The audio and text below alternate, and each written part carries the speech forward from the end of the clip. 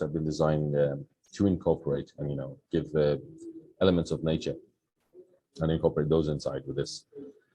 So components being used is natural stone and wood where we can to facilitate from a business point of view. We were told we didn't make the smartest decision because we've left a lot. If 70% of the land we've bought at a very hefty price has been left green, there's a lot of profits that we've missed out. But it's not about profits here, it's about people profiting from it, the lifestyles that have to be incorporated. You don't have to go so drastic with the changes, but the little changes is what counts. And a lot of developments don't do that. You just have, concrete towers. Where we do have towers, in some of our developments, we will have roof gardens. We have to ensure that people can come together. There's the outdoors, the great Kenyan weather can be enjoyed. So this is some of the residency there. Furthermore, Inaki, like I told you, is a lifestyle. It's about encouraging people and families to get out of their houses, get to know one another. Unfortunately, we live in a society where not only do we not have time to go out of the house, we don't even know our neighbors. So this community lifestyle actually pushes you together for movie nights. And this is just one of the things that does actually happen, from outdoor gyms to mini golf, and basketball courts, football courts, everything. And that's in existence there. And I have to tell you, these renders is exactly what we go by. For those if you've seen our developments, from the brochures to the actual show homes, literally what you see is what you get, and it's governed to a certain quality. So no shortcuts there, thankfully. So yeah, this is all about outdoors, greenery, nature. It's unfortunate to a point. God-given is phenomenal, and man-made is not as great, but we've attempted here to try and create something. And as I'd mentioned, the nurseries have began almost 3 years ago. So trees, the selection of trees with experts has come through. So once Inaki takes shape by mid-Jan, we're getting covered by a South African channel. They heard about Inaki, and they actually flew down. We had a meeting for a whole 1 hour article on us with drone footage and everything to show the progress and how we've gone forth. So that would be something I'd love to share with you guys as well. Furthermore, like I was mentioning, we've got small little areas and nooks where we could have maximized by building anything from studios to houses to something. What we've actually done is built forests. Our ecosystems are key.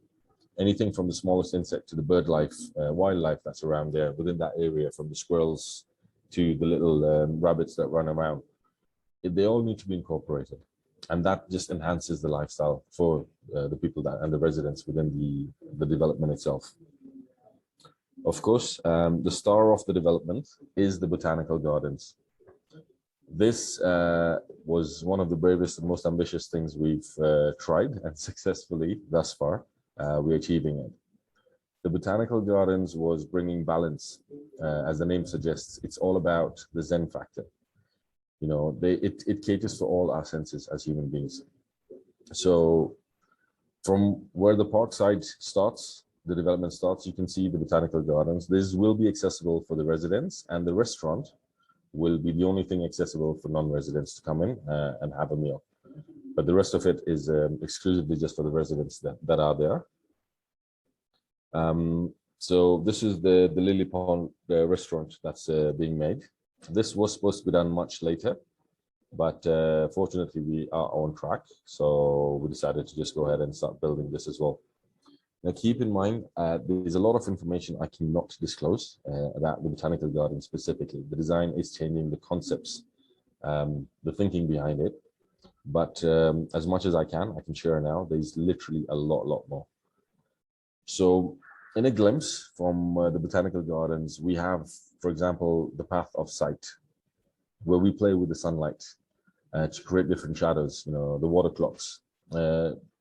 Glass has been brought in and specifically located in certain areas so as to create, again, light paths. The path of smell, aromatic rooms. We've got scented pre-gazebos.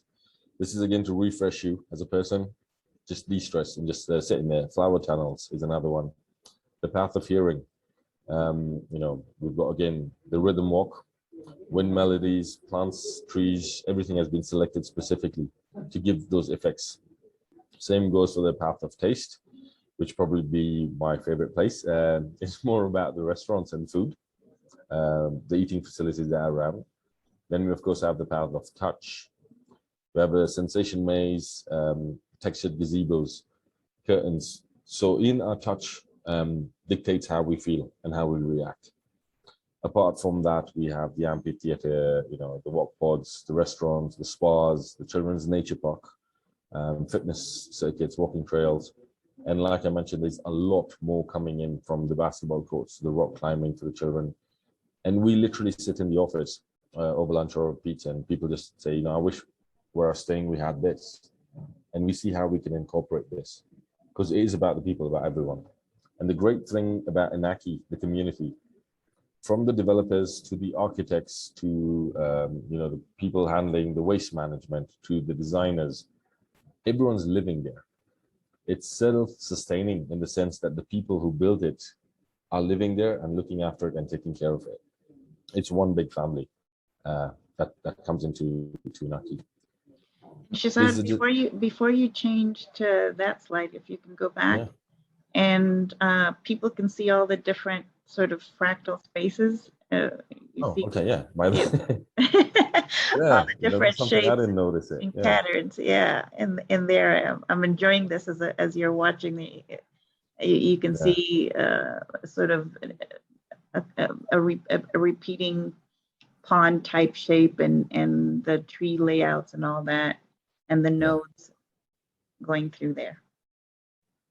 So, as you mentioned, with the shapes, we've actually had specialists and consultants come in and guide us how to lay it out properly. We're not the experts on this thing. It's something ambitious, never been done before. So the guidance came in to make sure that everything was aligned and in the proper sense.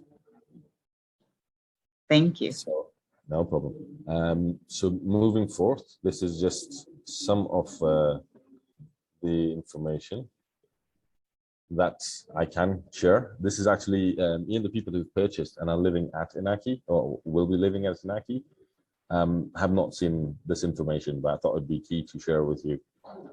Areas such as in the parking slabs, we've incorporated little, grass squares. So the whole parking area does not necessarily have to be dull and gray. It brings nature as an apart from that, where my mouse is, we have allocated trees between the parkings, and the covers of the parkings, as you can see where I'm pointing now, will actually be resembling something similar to this, with vines and plants growing on top of it. So from the bird's eye view, as you had mentioned earlier as well, when you look down, you don't see cars and stone. You're seeing greenery and nature. So this has been taken into consideration through everything. I mean, it's so in depth. I could probably take about 4 or 5 hours just going through from our plant selections, where what is going to come in, and how that's going to enhance, the ecosystems. Currently, the insects, the birds, the types that we've got that living there, what kind of plants they like. We've got fruit trees coming in here, from apples to mangoes, specifically being grown. It's not just about flowers. It's a whole ecosystem. And so forth. So you can see a lot of that has been taken into consideration for the botanical gardens. Now, this is highly impressive from a ecological perspective. I'm glad, thank you. So furthermore, in simple structures like a dome, great wooden dome would be lovely, but where my mouse is right now, we are actually aiming and hoping to achieve something like this, which would be phenomenal. It's just, it relaxes you, it touches your senses just by the simple fact of you looking there or being there. So, and literally, again, I will mention this, I've just shown you probably 2% or 1%, if anything, of what's going into this development. And this stretches all the way through, even into the shopping malls, how the drainage has been done and how we can reuse that back into the facilities for Inaki. Waste management, garbage management, as I told you, turning that into compost and making sure it is used wisely and spread across. So there's a lot that has been put through for Anaki. And of course, the whole basis of Anaki, as I've mentioned with our index, the location was strategic. We've seen a 9.8% growth in the last year alone in terms of prices. The area is developing. There's a lot of greenery. I hope the others coming in keep the greenery. We tapped into the supply gap, especially being around the United Nations and the NGOs, where you have empty nesters living in 4-bedroom houses. Here, you come home, anything from the bar to the gym, grab a movie outside, anything and everything facilities is provided, and it is certified by the UN. And again, mixed-use community, don't have to go far. And the biggest thing is the lifestyle. It's not just about your house and the inside, it's more about the outside than it is inside about your house. So yeah, in a nutshell, that's Anaki. Yeah, thanks for this opportunity. I'm just glad that I was able to share this with you guys there. Thanks, Shazad. And one thing you had mentioned about looking at profits from a different perspective, and I think that's key in terms of there are those who would say, "Oh, but this, this is not consult, and they can do it, but the rest of us can't afford to do it." What would be principles that you would like other developers to think about in terms of rethinking profit? Well, for us, how it began, unfortunately, was a sad story. We were initially just real estate, a simple real estate company selling developments on behalf of the developers. And we got the backlash where developments would not deliver what they promised. So, of course, if you went to a supermarket and you got a pint of milk and it's wrong, you'd blame the supermarket first before you look who manufactured it. So we got the backlash for a lot of developments not going right, promises not being kept. So we got a bit stern. Because of the index, we had the weight in our corner because we have the data. We're the only ones that do produce that index. We started putting our foot down and saying limitations have to be put. Certain criteria has to be met. So going forth, the developers who work with us, not only do we give them design consultancy, we ensure that certain things from in the cables that go inside your wall, they come from Europe, they've met a certain standard and safety checks, to how much green space. Yes, we build a building, great, but what about the lifestyle? That is key for us. We take factors like in Australia, if I'm not mistaken, or New Zealand, one of those two. The concept is where they govern the room sizes. So you have smaller bedrooms and bigger living rooms so that people come out. We are a very detached community and we need to get back together with ourselves and with nature. So all our developments, we do that. Profits, yes, they will come. You can never say when it's enough, but developers have to draw the line where they say this is great, but then the profit will not be straight away in money. But tomorrow we have repeat buyers. Almost 75% of our clientele are repeat buyers. We have a new development that we just launched, and 3 weeks later, we were, off groundbreaking, we had 70% sold out. Most of those, again, are repeat buyers because they know what they're getting is more than just bricks and walls.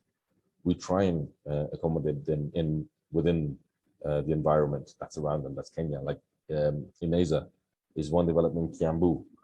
Beautiful, hillside. You've got sunlight, you've got weather like no other. I mean, I've been fortunate enough to live across the world. There's no place like Kenya. And maximize that, have a little fire pit outside. And I was speaking to clients, like, for example, in Aki, when was the last time, you thought about it or you just popped out with the family and had a picnic, enjoyed nature, apart from mobile phones, looking at birds, just enjoying what's outside and what's given to us, what we take for granted. So those factors we take in, a lot of people don't. Ideally, if the government, certain areas have regulation where you have to leave a certain amount of green coverage in the development. If that expands, that would be phenomenal. It should be a norm for me, all across. It doesn't matter which area of Nairobi you're in. But we have spoken. Unfortunately, we're not the decision makers there. But what we do is a small thing.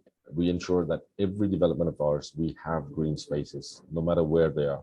And if it's on the roof, if it's a half an acre plot, we can't plant trees and waterfalls. We put them inside and on top of the buildings, just to ensure, being in Kenya, we should look after our country. And another thing you mentioned, I think that developers can take note, if I'm understanding correctly, you have the reverse approach in that many developers build and then look for that customer base. So you're building, but it seems like you do the reverse. You have the customer base first and you understand them very well, and then you build. Yeah, Is that correct? definitely. We have a very smart database where we feed in all the comments that come in from clients, that this is beautiful, this is amazing, I wish it had this. You know, I wish there's a development that had this. Simple example, like in Asia, between the 2 bedrooms, there's a small space of about 4.5 by 4.5 meters, which we could have built another room. We left it open. We've given a little small garden. We've put specific pebbles under the drainage so that when it rains, you get a beautiful symphony and sound. And in the middle, we put a little fire pit. You know, just had a long day, stressful day, sit outside with the family, roast some marshmallows. Like, it's the whole lifestyle thing. And straight away, people connected to it. So the things that do make sense and, you know, enhance our lifestyles, we normally do that. Our clientele is very specific. It's not your norm. We, like, again, you know, we're called a bit fussy at times because we won't sell everyone's products. We have to believe, if it's good enough for us and we believe in it, that we would live there, then we would offer it to everybody else. It's not about the profits first. It's about the clients, what they need, what the supply gap is, what's needed in the area, and what would be fitting for that area. With, for example, we're in Aki's Nyari, if we built a monstrosity, you know, 50-story building spreading across, it would not, I don't believe, profit-wise, yes, it would enhance the company profile and the bank balance, but as a lifestyle and for the people around, the animals around, you know, it would not enhance it at all. So we take all those things into consideration. We wait for the opportune land. We are currently, the project we launched in Aki took us about 3 years to acquire the right place. Another one we did for 2 years. There's currently one we're looking at, and we've been in conversation for 4 years because it's got so many natural water bodies. It's got forests, caves, waterfalls, all created naturally.